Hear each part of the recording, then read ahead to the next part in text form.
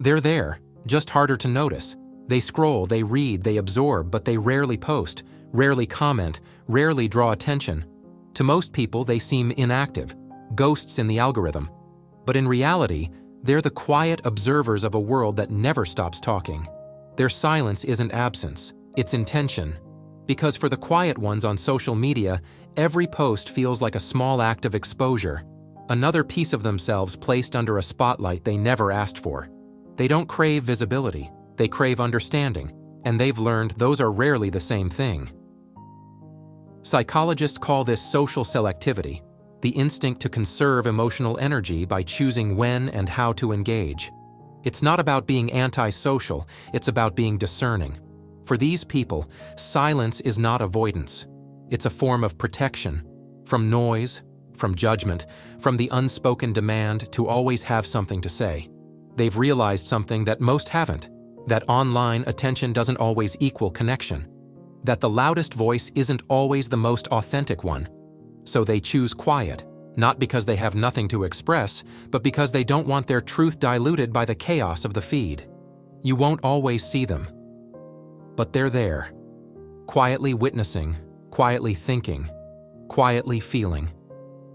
And in a world that measures worth in visibility, their silence becomes its own quiet form of resistance. The internet is loud, not just in sound, but in emotion. Every scroll brings opinions, arguments, celebrations, grief, all compressed into seconds. For most, it's just noise, but for the sensitive or introspective, it's stimulation overload.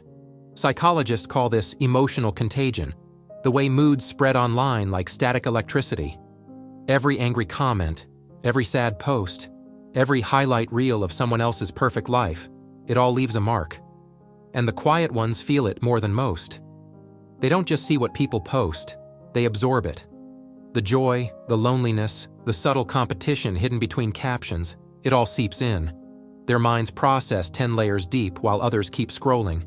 But feeling everything is exhausting, so they start retreating, posting less, muting more. Not because they've disconnected, but because they've reached saturation. They know that too much noise dulls the signal. Too many voices make it hard to hear their own. So they choose stillness. They pull back, not to vanish, but to breathe.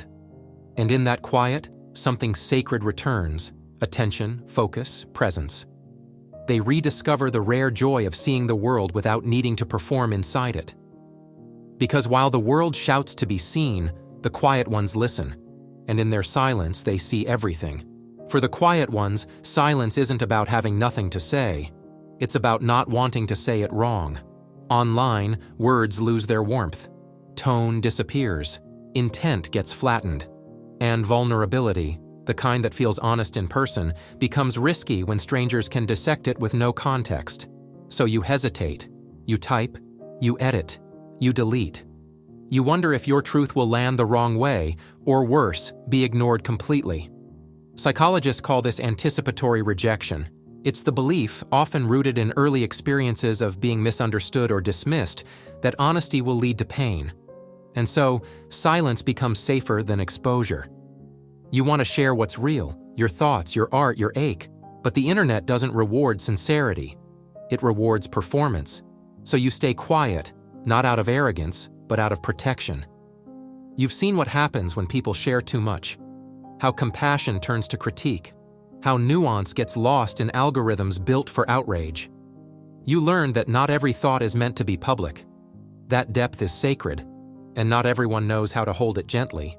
So you choose silence not because you lack confidence, but because you value connection too much to waste it on misunderstanding. And maybe that's the quietest tragedy of all. How many beautiful things never get shared because the people who feel them most no longer trust the world to hear them right. People think silence means disengagement, but the quiet ones aren't disconnected. They're observing. They scroll like anthropologists, studying behavior, tone, and emotion. They notice how people speak when they think no one's paying attention. They catch the subtle cracks between posts, the fatigue behind filtered smiles, the sadness hidden in humor. This is what psychologists call reflective awareness, the ability to see patterns, motives, and meanings beneath the surface. It's not detachment, it's perception. The quiet ones don't need to be the center of attention because they find fascination in understanding others. They're the ones who remember details, what someone said months ago, the way they phrased it, the emotion behind it. But that kind of observation can feel isolating too. Because when you see so much, you start noticing how little others notice back. You realize how often people speak to be heard, not to connect. And so the quiet ones keep their insights to themselves. They watch, they process, they file everything away in the private archive of their mind. To the outside world, they're passive. But inside, they're alive with analysis, always connecting, always decoding. Their silence is full, not empty. And what they lack in expression, they make up for in understanding. Because sometimes the people who say the least see the most. Social media was designed for expression, but for introverts, that design often feels like pressure. Every platform asks the same unspoken question: what do you have to show today? But the quiet ones don't measure life in highlights. They don't think in captions or stories. They live slowly, internally, in thoughts, moods, and moments that rarely fit into a square frame. They're not uninterested, they're just reflective. Before they share, they think. Before they post, they feel. And by the time they've processed what they wanted to say, the internet has already moved on. Psychologists call this delayed expression, the natural rhythm of introverted processing, where thoughts are lived through before they're spoken aloud. In a digital world built on immediacy, that slowness gets mistaken for silence. But it's not silence, it's sincerity. Introverts don't want to perform their lives, they want to experience them. They crave authenticity over attention, presence over proof. And in a culture that rewards constant output, choosing to stay quiet is an act of integrity. They don't need to be seen to exist, they don't need to announce to belong. Because the quiet ones understand something the loud world forgets: that the truest moments of connection rarely need an audience. In a space where everyone is watching, silence becomes safety. For some, not posting isn't a lack of confidence, but it's a boundary. When you stay quiet, you control what people know. You control how you're seen, interpreted, remembered.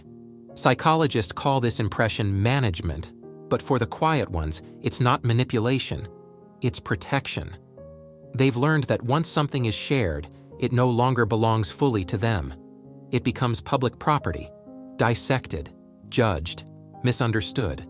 And when your peace depends on privacy, that loss feels like exposure. So you stay quiet, not to hide, but to stay whole. Silence becomes your filter. You share only what feels sacred enough to survive the noise. Because oversharing never made you feel closer. It only made you feel scattered, spread thin across screens and timelines. In your quiet, you keep what's real. Your thoughts, your tenderness, your life, unedited. The world sees withholding as mysterious. But for you, it's clarity. You don't need everyone to understand. You just need to protect the parts of yourself that the internet doesn't deserve to consume. And maybe that's the quiet power of the observers. They know that in a world desperate to be seen, sometimes the truest control is in what you choose not to share. Posting shouldn't feel dangerous. But for the quiet ones, it does. There's a tension in the act. The moment between clicking share and waiting for what comes next. Because no matter how small the post, it's still a fragment of self sent into a world that can twist, judge, or ignore it. You tell yourself it doesn't matter, that likes and comments mean nothing. But deep down, there's a pulse of anxiety that never quite leaves. What if they misunderstand? What if it falls flat? What if they see too much of me? Psychologists call this evaluation apprehension. The fear of being judged, especially in spaces where your identity feels exposed. It's not vanity, it's vulnerability. You've learned that online, people form opinions in seconds. They don't see the full story, just a snapshot, stripped of tone, context, humanity. So you start protecting yourself. You post less, you rewrite captions, you overthink, you delete drafts that once felt honest. And eventually, silence becomes easier than uncertainty. But that silence carries its own ache, because part of you still wants to share, to connect, to be seen authentically. You want to exist online without performance, but you're not sure that's possible anymore. So you watch quietly from the background, craving closeness, fearing exposure, balancing on the thin line between wanting to be seen and needing to stay safe. It's not indifference, it's self-preservation dressed as quiet. Even silence doesn't protect you from it, the quiet pull of comparison. You scroll slowly, almost reverently. You admire, you appreciate. But somewhere beneath that, a quieter voice whispers, they're doing more. They're growing faster. They're happier. You know it's curated. You know it's not the full truth. But that doesn't stop your nervous system from reacting as if it is. Psychologists call this upward social comparison, the tendency to measure your worth against what appears to be better. It's instinctive, but in digital spaces, it becomes constant. Every achievement, every smiling photo, every milestone turns into data for your inner critic to weaponize. And because the quiet ones rarely post, the scale feels unbalanced. You only ever compare your private reality to everyone else's public highlight reel. It's not a fair fight, but it still hurts. So you retreat even more, convincing yourself you're happier unseen. But in truth, it's not invisibility you want. It's relief from the endless need to measure up. The quiet ones don't envy others. They envy peace. The peace that comes from not being looked at, not being ranked, not being part of the performance.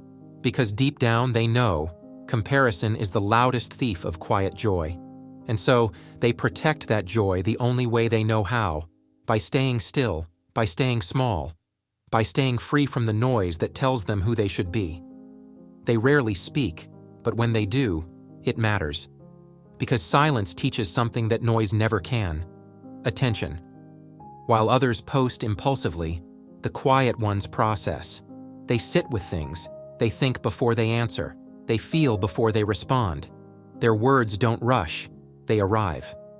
Psychologists call this reflective processing, a slower, deeper form of engagement, where understanding takes priority over reaction. It's what makes their presence feel grounded, even when it's rare. They might not post every day, but when they do, it's intentional. Their words carry the weight of reflection, not repetition. Their stories aren't performative, they're precise. You can always feel the difference. Their silence isn't emptiness, it's incubation. Every thought has been lived through before it's shared. And that's why the quiet ones see what others miss. They see the pattern beneath the post, the emotion behind the emoji, the loneliness behind the constant updates. They understand that people aren't always sharing to connect. Sometimes they're sharing to be reminded they exist. The quiet ones don't need that validation. They've already found meaning in the moments that don't need witnesses. Because while the world performs connection, they practice understanding. Eventually, the quiet ones stop apologizing for being quiet. They realize that peace isn't found in constant connection. It's found in selective presence. They begin curating their feeds like they curate their lives, removing what drains them, keeping what nourishes them, ignoring the rest. They post less, but live more. Scroll less, but see more. Speak less, but mean more. Psychologists call this digital minimalism, the practice of aligning your online habits with your values, not your impulses. It's not withdrawal, it's wisdom. The quiet ones learn that they don't owe the world their updates, their opinions, or their proof of existence. They learn that a moment can still matter even if it's never posted, that privacy can be sacred, and silence, healing. Because in the end, peace isn't found in being seen by everyone. It's found in being at ease with yourself, even when no one's looking. The quiet ones have always known this. They were never behind, just ahead of their time. In a world that never stops talking, silence is power. And the quiet ones, they carry that power gently. If this message spoke to you, if you see yourself in these words, you're not alone. You never were. There are more stories like this, about the psychology of the unseen, the overthinkers, the feelers, the ones who live deeply in a loud world. So take a breath, stay a while, and when you're ready, subscribe to the channel, like the video if it found you at the right time, and explore the other episodes in this series. Because your quiet doesn't make you invisible, it makes you awake.